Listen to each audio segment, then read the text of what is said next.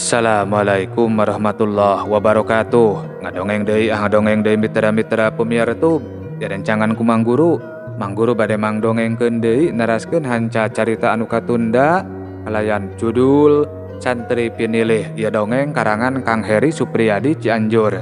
Panginten ayeuna teh nincak seri anu ka-18. Supados teu nyangkolong kana waktos, mangga urang sami-sami ngabandungan deui kumaha jujutan ieu carios. Sok kaparayun sadayana.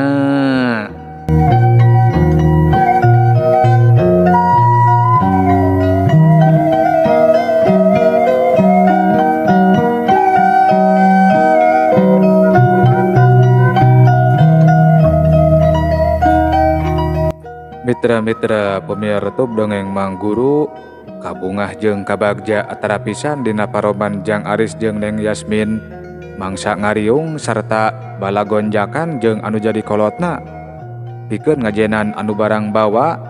Jang Aris jeung anu jadi kolotna mah harita keneh murak eusi rantang nepi ka cacaleuhakan siga anu nikmat pisan. Atuh Neng Yasmin jeung anu jadi bapana oge jadi milu dalahar deui da kabita tayohna mah. Untung Ceu Iam geus asak sangu. Da ari sangu pamahanan Neng Yasmin mah ngan ukur sawadah. Moal pabalik letah ieu teh Yasmin, ceuk Lurah Asep ngomongna semu ngosom. Kituna teh bari surungah serengeh siga anu era. Neng Yasmin mah tibang seuri. Nempo kitu mah Jang Aris jeung anu jadi kolotna oge jadi pipilueun pating serengeh. Pesmol gurame olahan Neng Yasmin beak sapada harita nepi ka pikawatireun kaayaan huluna oge pasiksak balas dibongkar sarta dicok-crok jeung panon-panonna. Teu kuat warag teuing bapa mah, ceuk Lurah Asep. Kituna teh bari ngusapan beuteungna sanggeus huap anu panungtungan. Atuh uyuhan we bapa mah di bumi 2 piring, di dia 2 piring, ceuk Neng Yasmin semu ngadilak. Da ngeunah geuning ari bari ngariung kieu mah. Engke deui mah urang ngahaja bot ram di dieu nya. Tibang pating serengeh deui bae Jang Aris jeung anu jadi kolotna mah. Mitra-mitra pemiar tub dongeng Mang Guru sarengsena dalahar Ceu Iam pakpik-pek meresan wadah. Milu mantuan Neng Yasmin oge malah mah mantuan ku kumbahna. Asa cocok pisan barudak urang teh. Urang buru-buru kawinkeun we atuh lah, ceuk Lurah Asep. Mangsa sararea geus ngariung deui. Ahehe deudeuh, teu acan aya kanggo waragadna atuh ayeuna mah Pak Lurah, tembal Ceu Iam. Nya ukur kahayang eta mah. Da Jang Arisna oge hayangeun masantren heula cenah mah. Nyi Iam jeung Kang Husna arunggut-unggutan. Ari Jang Aris jeung Neng Yasmin mah sanggeus silih reret heula teh pating serengeh semu tungkul. Ke geuning eta aya sora domba. Geus boga deui domba kitu, ceuk Lurah Asep. Mangsa ngadenge domba anu asal sorana ti pipir imah. Teu langsung nembalan, Kang Husna mah malah rutret ka Nyi Iam jeung ka Jang Aris. Siga anu bingung duanana oge mangsa direret ku Kang Husna samodel kitu teh. Lurah Asep jeung Neng Yasmin mah ngan saukur kerung. Maksakeun meser deui we Pak Lurah. Mengpeng aya anu ngical mirah. Antukna mah Kang Husna mere jawaban palsu. Da geus pasti jadi matak ari kudu ngabejakeun perkara anu sabenerna di hareupeun Neng Yasmin jeung Pak Lurah mah. Moal hese ngajualna ari jalu mah. Bisi butuh bikangna atuh. Kop we milihan anu kuring hiji. Keun bae da lain jeung sasaha ieu ayeuna mah. Teu kedah Pak Lurah. Abdi mah hoyong kenging meser nyalira, ceuk Kang Husna langsung nampik. Atuh keun bae da. Jang Aris! Jang Aris! Keur kitu kadenge aya anu kekeuleuweuhan di buruan. Jang Aris, Nyi Iam jeung Kang Husna silih reret bari rada kurang kerung. Asa wabuh sigana mah kana eta sora teh. Saha? Ceuk Lurah Asep ngareret ka Jang Aris. Jang Aris mah tibang ngangkatkeun tak-takna. Ciceren can bisa mastikeun Jung Jang Aris cengkat, tapi gancang diuk deui sabab kaburu ngurunyung saurang lalaki. Anu tetelat geuning si Erus, salah saurang anak buahna Juragan Ramdi. Rada manggut si Erus mah mangsa nempo aya Palurah Asep teh. Geuning Kang Erus, aya kaperyogian naon Kang? Tanya Jang Aris. Iya, dititah nganterkeun kue jieunna Neng Tina, temal si Erus. Kituna teh teu asup-asup acan. Sok nendeun jingjingan anu dibawa. Ti Neng Tina, nah jauh-jauh ti Cilanjung nganteran kue. Cek Lurah Asep kurang keru ngeudeuteup ka si Erus. Paneng Tina teh kabogohna Jang Aris Palurah. Moal lami deui oge rek dikawinkeun. Kapan basa mangkukna oge. Juragan Ramdi teh mere domba. Neng Yasmin jeung Lurah Asep lain deui ngagebegna mangsa ngadenge jawaban ti si Erus anu samodel kitu teh. Palurah, abdi rek uih heula aya perlu. Cuk si Erus deui, kituna teh bari gancang malikeun awakna. Sarta anu saterusna mah siga anu gura-giru pisan ninggalekeun imahna Kang Husna. Oh, jadi kitunya. Cuk Neng Yasmin neuteup ka Jang Aris. Kalayan panon anu dubadakan beus ku Cimata. Kela entong waka awon sangka Neng. Jung dereg-deg. Siga anu dubadakan ijid ka Jang Aris, langsung bae Neng Yasmin mah cengkat sarta gancang ninggalkeun riungan. Anu saterusna mah dibarung ku reumbaina Cimata. Satengah lelumpatan ninggalkeun imahna Kang Husna. Yasmin, cek Lurah Asep siga anu pohara melangna. Ari Jang Aris jeung anu jadi kolot namah nepi ka rampang reumpeng siga anu bingung ku pipetaeun.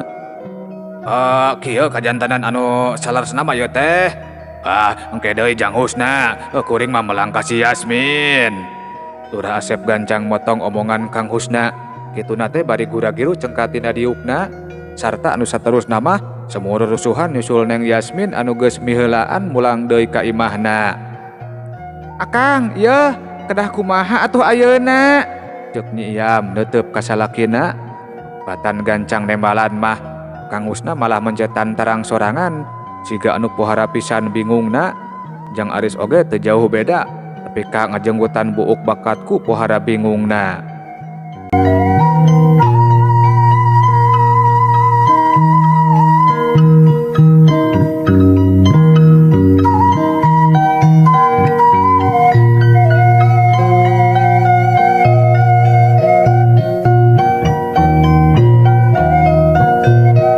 Mitra-mitra pemiar YouTube dongeng Mang Guru, Ari Lurah Asep sanapina ka imahna teh gura-giru bae muru ka kamar anakna. Ngan hanjaka panto kamarna ditulakan.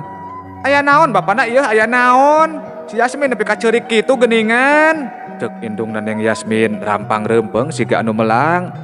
Yasmin, buka heula pantona geulis. Siga anu teu malire kana pananya ti pamajikanna. Lurah Asep mah langsung bae nyelengkeung. Bari setengah ngagedoran panto kamar anu jadi anakna. Neng Yasmin taya nembalan ngan saukur kadenge sora inghakna. Aya naon atuh bapana ieu teh aya naon? Cuk indung Neng Yasmin ngalungkeun deui pananya anu sarua. Teu langsung nembalan gek Lurah Asep diuk heula. Pamajikanna oge nurutan diuk. Mandarak-dak wae geus kitu mah Lurah Asep nyaritakeun sabab musababna.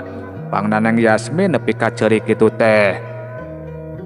Kasebelan pisannya jelema teh, aing jeung si Yasmin mah kurang kumaha geus mikanya Indung Neng Yasmin siga anu langsung muncak amarahna, mangsa geus ngadenge katerangan tinu jadi salakina teh.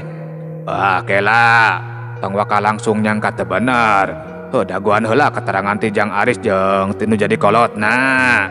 Cek Lurah Asep rada ngagebes. Alah, da geus puguh eta mah rek nganjeri si Yasmin. Sok bubudakeun sakitu geus cetuk kuis oge maneh mah. Cek aing oge dagoan heula katerangan ti kulawargana Jang Aris koplok. Nepi ka nyebut koplok sagala Lurah Asep mah ka anu jadi pamajikanna teh bakatku keheul sigana mah. Ngan saukur gudad gadeud pamajikan Lurah Asep mah mangsa dikitukeun kudu jadi salakina teh. Assalamualaikum Pak Lurah. Keur kitu kadenge aya suara anu semu nyorowok di tepas imah. Geuning Jang Husna, buru bukakeun pantona. Geus apal pisan kana sorana sigana mah. Matak gancang bae Lurah Asep mah nitah pamajikanana sangkan mangmukakeun panto. Teu ngomong kalayan masih keneh gudad-gadud indungna Neng Yasmin ngojeng Kang muru panto. Dupi palurah sareng Neng Yasmin araya kitu? Tanya Kang Husna mangsa geus pahareup-hareup jeung indungna Neng Yasmin. Aya, tembal indung Neng Yasmin semu tegeug. Teu dijieun nyeri hate ku Kang Husna mah, da geus bisa neguh yen indungna Neng Yasmin teh geus ngadenge beja perkara kasalahpahaman anu samemehna lumangsung di imahna. Sanggeus indungna Neng Yasmin ngised mere jalan mah, gura-giru baik Kang Husna nyamperkeun Lurah Asep anu geus ngadagoan di patengahan. Dupi Neng Yasminna ka mana Pak Lurah? Tanya Kang Husna sanggeusna aya di hareupeun Lurah Asep. Tuh, keur ceurik di kamarna. Sok diuk heula. Ge Kang Husna diuk dina kursi pahareup-hareup jeung Lurah Asep.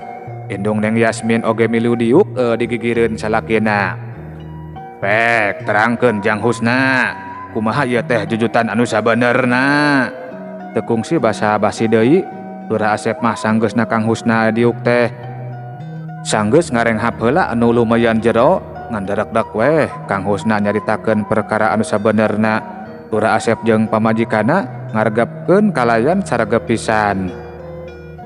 Tah kitu Pak Lurah oge Bu Lurah, bujeng-bujeng bobogohan. Tetapiheun ka bade nikah sareng Neng Tina mah, da si Arisna oge teu naksir-naksir acan. Pihak Neng Tina we eta mah anu.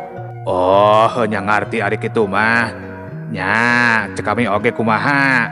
Tong waka diheulakeun goreng sangka geuningan. Cek Lurah Asep satengah maido kanu jadi pamajikanana. Siga anu era indungna Neng Yasmin oge ari dikitukeun mah. Si Arisna oge nyarios ka abdi Pak Lurah. Saurna teh katresnana parantos Seep kanggo Neng Yasmin. Alim ka sasaha deui tah kitu Pak Lurah. Cek Kang Husna dapikeun omongan anu jadi anakna. Siga anu ngahaja ditarikeun Kang Husna mah dina ngomongna teh tayohna mah sangkan kadengeun ku Neng Yasmin anu keur inghak-inghakan di jero kamar. Nya hampura we atuh Jang Husna, da ari sugan teh bener, tapi naha atuh Juragan Ramdi teh bet siga anu mamaksa kitu nya, tapi ka ngolo-ngolo sagala. Cek indung Neng Yasmin neuteup ka Kang Husna. Nya duka atuh Bu Lurah, bakat kunyaah ka murang kalihna anu hoyongeun ka si Aris we panginten. Indungna Neng Yasmin mah tibang unggut-unggutan, sok sanajan ka tembongna masih siga anu bingungeun keneh oge. Yasmin, kaluar heula geulis. Cek Lurah Asep ngajorawok nyalukan anakna. Siga samemehna Neng Yasmin mah taya nemalan, ngan pedah ari ayeuna mah geus teu kadenge deui sora ceurikna. Sawios, iraha deui we nyarios ka Neng Yasmin mah. Abdi oge tiasa ngaraskeun Pak Lurah. Tempasna Kang Husna kalayan wijaksana. Wangkongan antara Kang Husna jeung kolotna Neng Yasmin lumangsung lumayan lilana. Pangpangna pisan mah ngawangkongkeun perkara Neng Tina jeung Juragan Ramdi anu jadi bapana. Cak urang tunda heula kaayaan di imahna Lurah Asep. Ayeuna urang malikan deui nyaritakeun kaayaan di imahna Juragan Ramdi.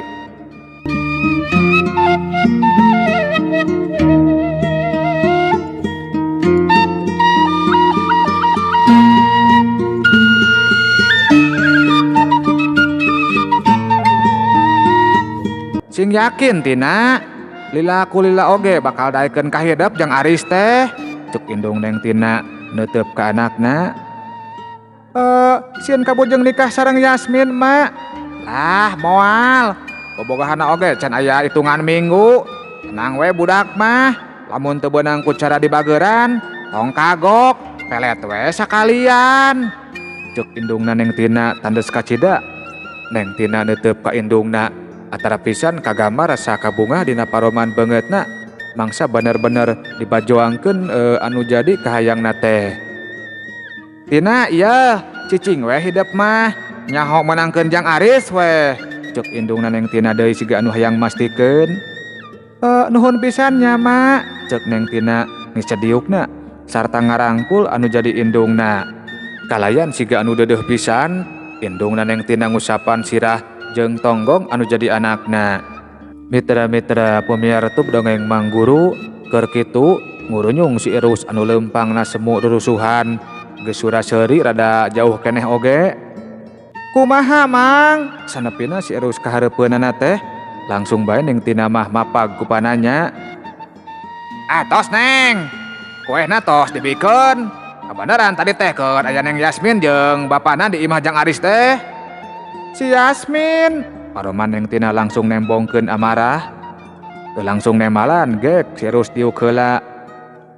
Nya Neng, tadi teh aya Neng Yasmin jeung bapana, ceuk si Erus. Terus kumaha mang? Lurah Asep mah nanyakeun kieu Neng. Nah cenah jauh-jauh ti Cilanjung buat nganteran kue keur Jang Aris. Ceuk mamang teh, pan Neng Tina teh kabogohna Jang Aris. Moal lila deui oge rek dikawinkeun. Mamang teh buru-buru we amitan, tapi teh langsung balik. Ngalingakeun heula ti kajauhan. Ari pek teh teu kungsi lila oge. Katampo Neng Yasmin lumpatan bari ceurik. Urah Asep oge langsung nyusulan geus kitu mah.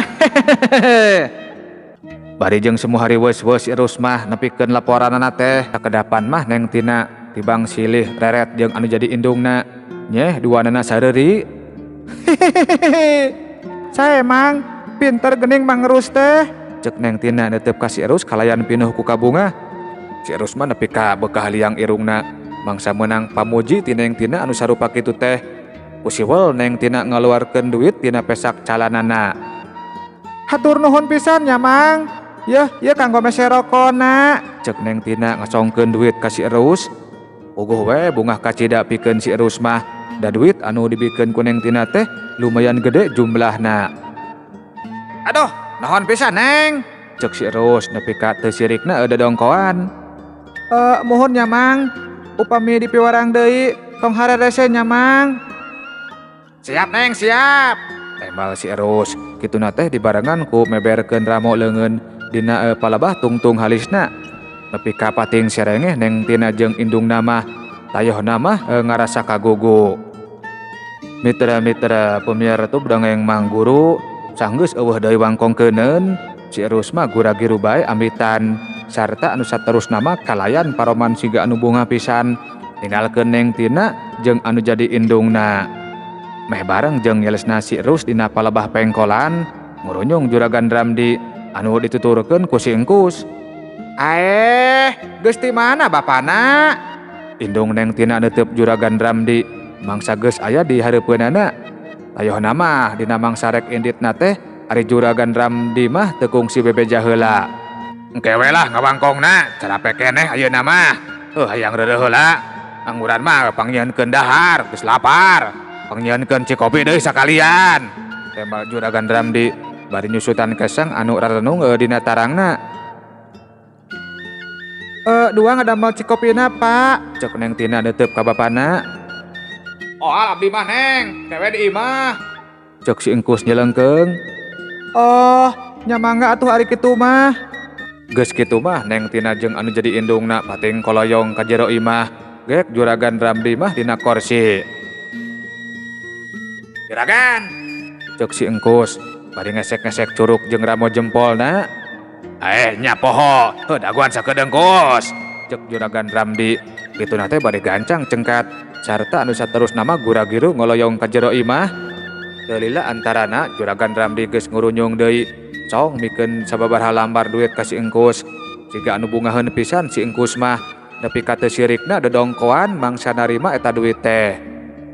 Cengkos, kade sing apiknya ngalaksanakeun pancen ti dewek teh nya. Ceuk Juragan Ramdi. Siap Juragan, siap. Juragan Ramdi unggut-unggutan. Canggeus amitan mah gancang bae si Engkus oge ngagedig ningalkeun dununganana. Cag heula nya hei.